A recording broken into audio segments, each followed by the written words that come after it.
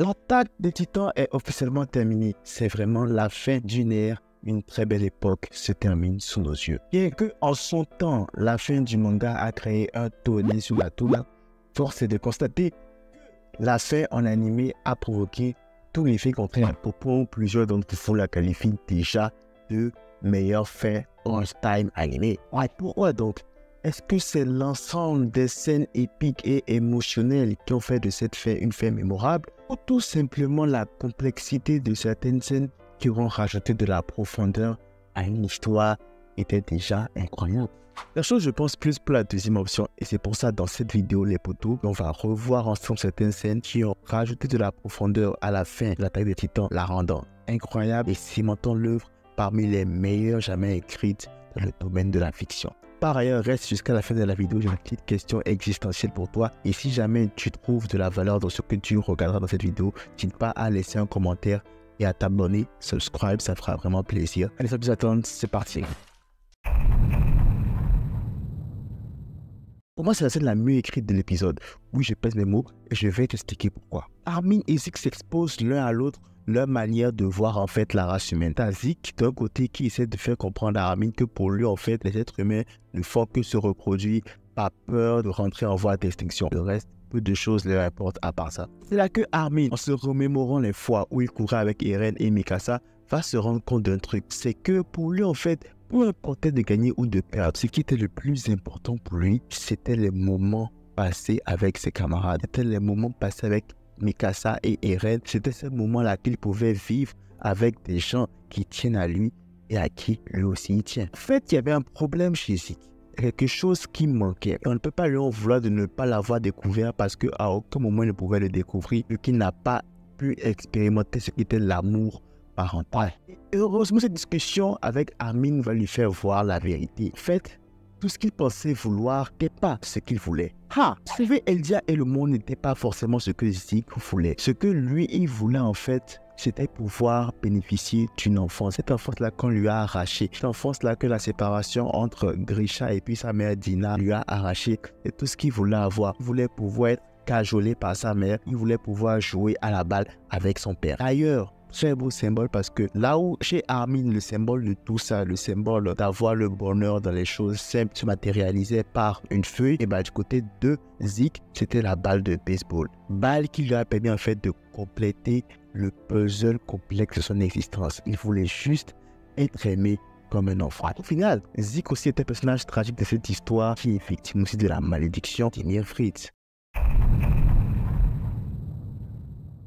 Cette scène est l'une des plus profondes qu'il m'ait été donné de regarder. Non seulement ça, mais elle est grave bourrée de références. Déjà, on est dans la timeline de rêve pour Mikasa. Et attention, le diable se trouve dans les petits détails. La cabane est une référence à l'endroit où Mikasa rêvait d'être. Un endroit loin de tous les ennuis, un endroit loin de tout conflit, seul avec l'homme qu'elle aime. Mais c'est aussi petit clin d'œil à son ancienne habitation avec ses parents, l'un des seuls rares endroits où elle était pleinement heureuse et en paix. Eren en lui-même, dans cette scène, on a un Eren beaucoup plus propre, un Eren beaucoup plus en paix. Apparemment, d'après ce que Isayama a dit dans une interview, Eren avait laissé les cheveux longs parce qu'il ne trouvait plus l'intérêt de vivre. Depuis qu'il a compris c'était quoi son destin, il ne voyait plus en quoi en fait prendre soin de lui alors que lui-même n'avait plus envie de vivre. Donc il laissait les cheveux longs. Or ici en fait, j'ai un Eren beau gosse, cheveux coupés, tout propre et avec surtout le même regard plein de vie que sa mère avait au début de l'anime. Et on a les mêmes parallèles avec la scène du début.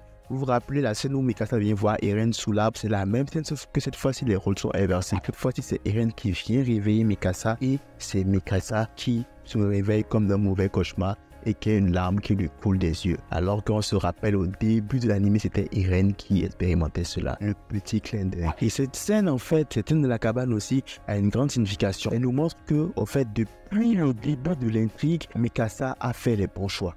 Je m'explique. Bien qu'étant toujours là pour Eren, on sent que Mikasa était toujours indépendant de lui et a très peu, sinon jamais effectué un choix en fonction de ce dernier. Ce qui me fait dire ça, c'est que la scène de la cabane, en fait, c'est ce qui serait arrivé si Mikasa avait écouté ses sentiments et qu'elle serait allée voir Eren pour le convaincre de tout laisser tomber. Donc là, les deux ont fui. Qu'est-ce qui s'est passé? Ils se sont retrouvés seuls en train de passer les dernières années de Eren ensemble. Dans la foulée, ce que ça a entraîné, c'est que tous leurs potes, ils vont se faire tuer. Clairement, ils vont se faire tuer. Tu n'auras pas eu l'incident à Mar. Et du coup, l'île de Paradis sera vraisemblablement détruite parce que c'était ça le plan original avant que Eren ne débarque à Mar. Donc, le fait que Mikasa, en fait, ait fait le choix de taire ses sentiments et de continuer d'avancer dans ce sens-là montre qu'en fait, elle a fait le bon choix. Elle n'a pas été esclave de son amour envers Eren. Elle a préféré être forte pour ne être l'esclave ni d'Eren, ni des sentiments qu'elle avait envers Eren, et surtout n'être l'esclave de personne. Chose qu'une certaine personne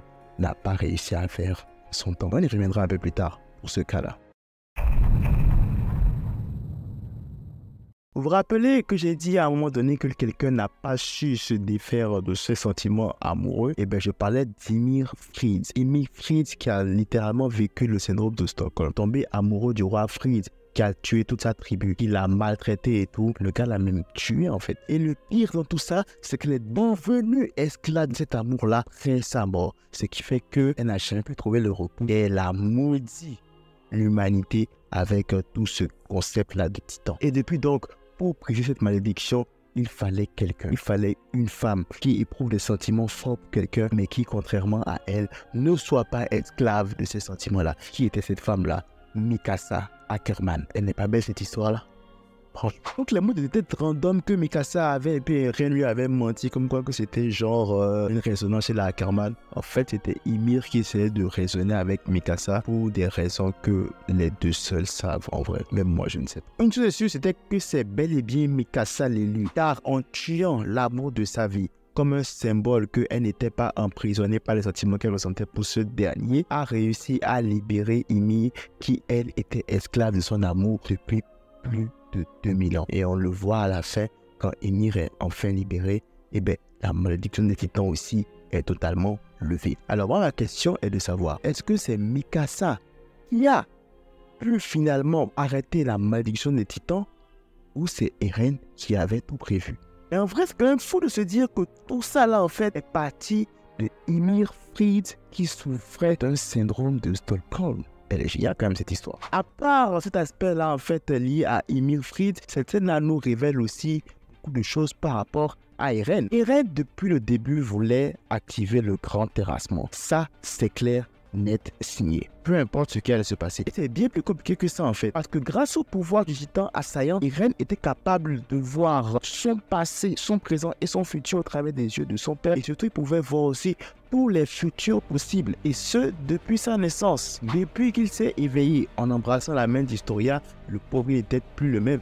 Tu m'étonnes, si tu as des informations qui flouent affluent dans ta tête par rapport au passé, au présent, au futur, et que dans ta tête il n'y a plus aucune notion de temps, que tout est mélangé, c'est clair que tu deviendras barjot. Clairement. Et c'est ce qui est arrivé au pauvre Eren. Et avec ça, je ne peux m'empêcher de penser que Eren, à un moment donné, a cherché parmi tous les futurs qu'il voyait, un seul futur où il y avait moyen en fait que tout ça ne finisse pas mal en fait. Malheureusement, je suis sûr qu'il n'en a pas trouvé et c'est pour ça qu'il a continué avec le plan d'origine. En fait même, pour être simple, dès le moment où le premier titan assaillant a été créé, dès le premier moment où le premier titan assaillant a commencé d'exister, le destin de Eren était scellé. C'est-à-dire que là, on parle de plus de 2000 ans avant son existence. C'est incroyable. Étant conscient de ça, et étant conscient en fait que c'est en train de devenir un cycle infernal et interminable, Eren voulait mourir. C'est clair aussi qu'il voulait mourir parce que oui, voilà, ils sont quand même coupables parce qu'il a quand même tué 80% de la population avec le grand terrassement. Il se sentait mal, il se sentait coupable, mais aussi c'est surtout qu'il a compris que si jamais il mourait lui en ce moment-là, en étant le titan assaillant, eh bien il arriverait à mettre fin au cycle des titans. C'est-à-dire qu'avec lui, tout ce qui a par rapport au titan assaillant, tout ça, tout ce qui est titan primordial, tout ce qui est par rapport au titan en général finira. Le meilleur moyen en fait, c'est qu'il meurt. Alors c'est sûr qu'il y avait sûrement un cas de figure où il survivait, mais même s'il survivait, ça allait tomber sur le prochain réceptacle du titan assaillant. Et le prochain réceptacle en question allait subir le même sort. Donc il s'est dit que non, il faut que ça s'arrête et ça se finira avec lui. Ce cycle-là de violence, ce cycle-là de drame, de tragédie lié au titan assaillant s'arrêtera avec sa personne, Eren Yeager. Et là, mesdames et messieurs, nous avons eu droit pour la première fois au véritable Eren Yeager. Le véritable Eren Yeager qui voulait être libre. Le Eren Yeager qui ne met pas de face, qui ne met pas de façade, qui voulait juste vivre libre avec ses amis Armin et Mikasa. Eren Yeager qui ne voulait pas que Mikasa soit heureuse avec quelqu'un d'autre.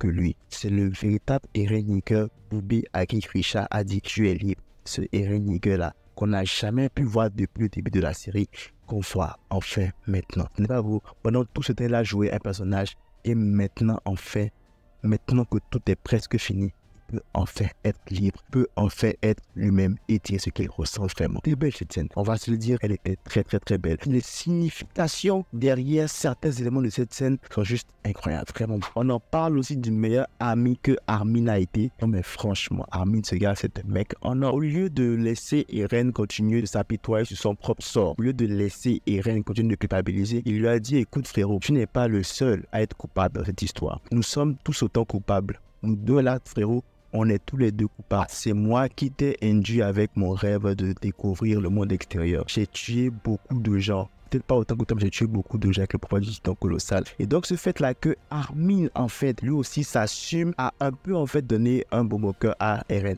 Parce que finalement, en fait, il n'est pas seul dans cette histoire. Son pote aussi est avec lui. Eren dit qu'il ira en enfer. Armin lui dit non, nous irons en enfer. Les deux. Et ça, qu'on le veuille ou non, ça a quand même soulagé Eren. Je pense que si à un moment donné, en fait, Eren a eu un doute de l'accomplissement de sa mission, parce que si on se rappelle bien, ce dialogue-là intervient avant la fin, avant le combat final entre Eren et Armin. Donc si à un moment donné, en fait, Eren a eu un doute, il faut comprendre qu'à ce moment-là, avec Armin, tout doute s'est dissipé. Parce qu'avec ce câlin-là symbolique qui sont donnés à la fin, symbole du fait que peuvent enfin devenir eux-mêmes et qui peuvent enfin se parler, se faire face tels qu'ils sont, c'est vraiment génial.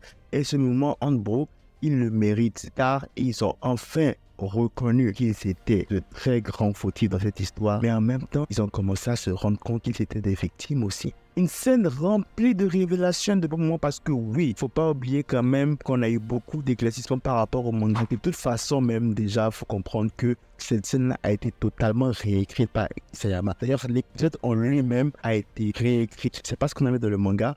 Qu'on avait en fait dans l'anime, en fait, il y a beaucoup de choses qui ont changé. Le coup, c'était super. Et en plus de ces beaux moments-là, on a eu un gros moment entre Eren et Armin. Que demander de plus? Il nous a fait une louche. On est nombreux à l'avoir dit à la fin du manga. C'est vrai, les deux sont des génocidaires qui ont finalement mis leur vie en jeu pour pouvoir essayer de sauver le monde.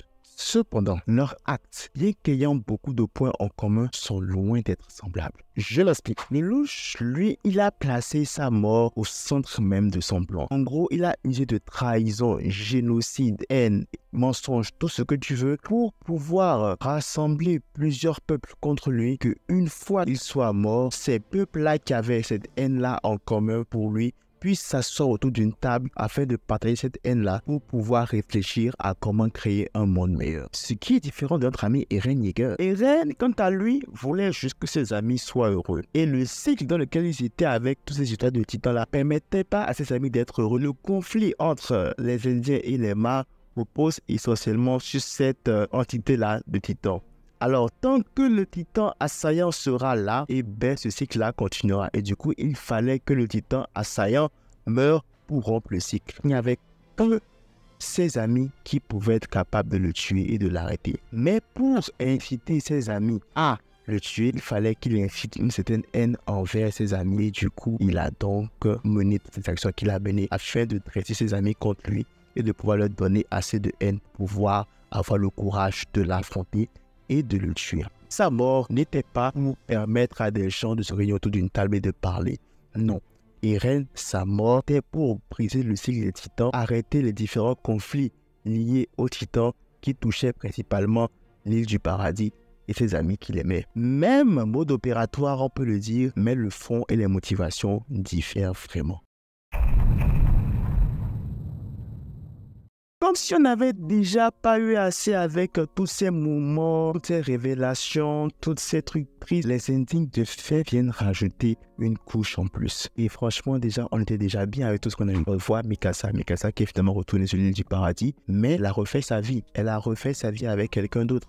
Même si Eren est toujours présente dans son cœur, elle a réussi à refaire sa vie. Encore une fois, preuve qu'elle n'était pas esclave de son amour envers Eren. Mais elle a toujours gardé l'échappe et elle a même gardé jusqu'à sa mort. Parenthèse, parce que j'ai l'impression que l'homme avec qui elle a refait sa vie, c'est Jean. Pourquoi je dis ça? Parce que déjà, saison 1, Jean, il était fou amoureux de Mikasa. Clairement. Ensuite, quand ils reviennent vers l'île du paradis, je ne trouve pas que Jean se comporte un peu trop devant le miroir. On a pensé vite fait que c'était Historia. Il y a quelqu'un qui a sorti une blague. Non, il ne faut pas trop fantasmer sur les femmes mariées. Mais non, Jean se componait parce qu'il retrouvait Mikasa. Et donc, moi, je ne serais pas étonné que l'homme avec qui Mikasa a refait sa vie, c'est Jean. Quand le veuille ou non, Eren a finalement réussi à protéger l'île du paradis pendant pas seulement 50, 100 années, mais des milliers d'années. Elle a vu dans l'ending, la civilisation a évolué depuis le temps sur l'île du paradis. Et malheureusement, la guerre est revenue. L'île du paradis a finalement été rasée. Alors oui, Eren aura su maintenir la paix pendant un moment sur l'île du paradis. Finalement, elle n'a pas échappé aussi au safre de la guerre. Un autre beau message d'Isayama, c'est l'arbre où Eren a été enterré, toujours resté là malgré tout. L'arbre que le petit à toute fin vient visiter avec son chien. Cet arbre-là, en fait, est le symbole même de l'humanité. Le symbole que l'humanité continuera toujours d'exister et d'évoluer. Et aussi triste que ça puisse paraître, peu importe si à un moment donné, tu arrives à instaurer une paix utopique, eh bien, à un moment donné, l'humanité va revenir à ses racines et recommettre les mêmes erreurs, commettre les mêmes choix qui vont amener à une rupture de cette dite paix-là. Franchement, avec ce qui se passe dans notre monde actuellement, cette histoire-là, cette fin d'histoire-là ne pouvait pas mieux tomber. L'attaque des Titans est une histoire qui, à mon avis, ne sera plus jamais racontée. En 89 épisodes, Isayama a réussi à nous présenter les véritables aspects de la race humaine sous plusieurs dimensions. La fin animée, en étant une masterpiece et en ayant répondu à beaucoup d'interrogations dans le manga, a permis de rallier beaucoup de personnes qui étaient dégoûtées par la fin du manga et a offert à ces gens-là, à ces fans de cette série Attack on Titan, une fin digne de ce nom.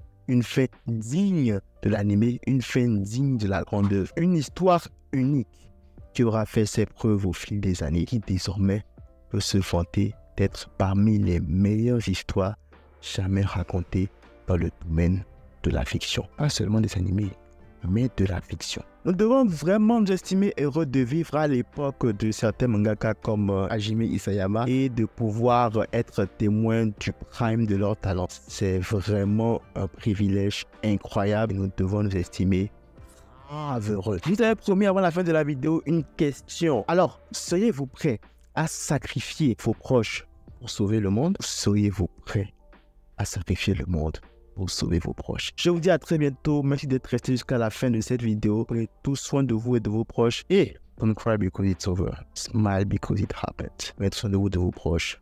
À la prochaine.